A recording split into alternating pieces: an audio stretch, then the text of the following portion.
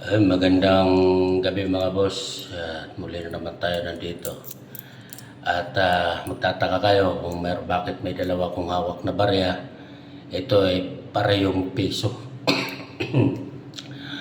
Patuloy para umiikot sa ating sirkulasyon at ginagamit itong bilang gastusin sa pang-araw-araw, pagbibili sa mga tindahan at pinamamasahe pag tayo nagko-commute at sumasakay tayo sa mga transportasyon.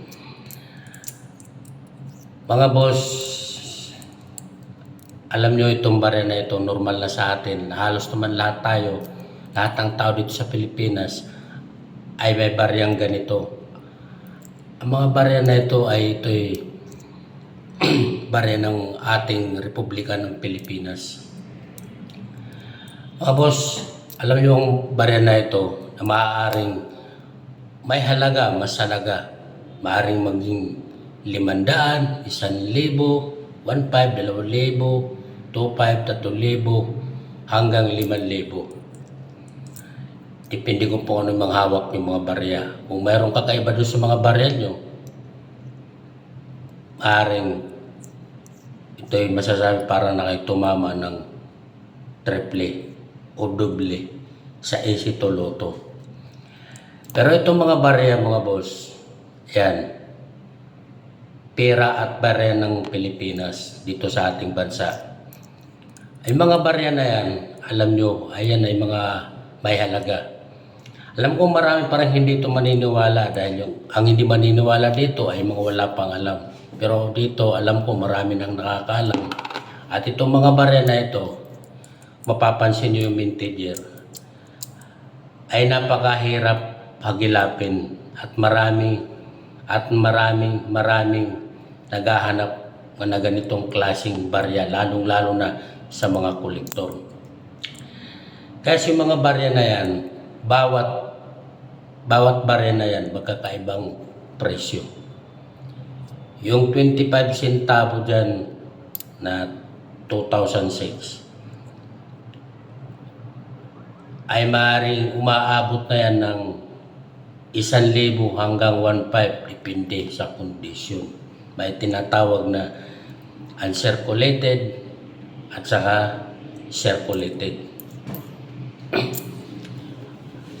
Maaari dito ay maraming hindi naniniwala pa dahil hindi nila alam. Tulad na sabi ko, yung mga nakakaalam na maaaring hindi nila binibenta at habang tumataas ng pataas po yan ang bili ng mga totoong kolektor. Meron po mga totoong bumibili. Alam nyo, napakahirap po itong hanapin yung mga barya na yan. Pasyurte na lang kayo kung meron kayong alkansya o tindahan na sa mga tindahan, alam naman natin, hindi nawawalan mga barya yan. At saka yung mga nag-iipon sa mga alkansya, ay pwede nyo tingnan na maigi, i-check nyo maigi.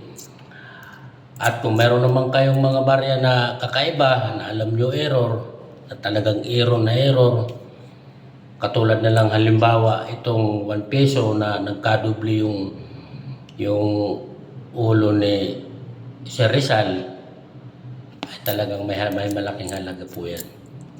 Basta yung mapapansin nyo kung mga barya nyo hawak may kakaiba, itabi nyo na. Pwede nyo ibinta, sa mataas na halaga sa gusto nyo. Pero siyempre, ang kolektor, as a business, hindi pa rin maiwasan hindi tumawad.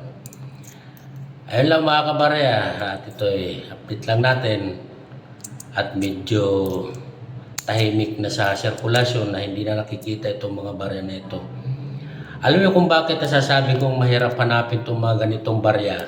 Makikita niyo yung mga year na yan, yung 10, 5 piso, at saka 25 centavo. Basta ganyan na mga year. Alam niyo ba kung bakit? Isa lang ibig sabihin nun, kakaunti lang po ang ginawa ng Bangko Sentral.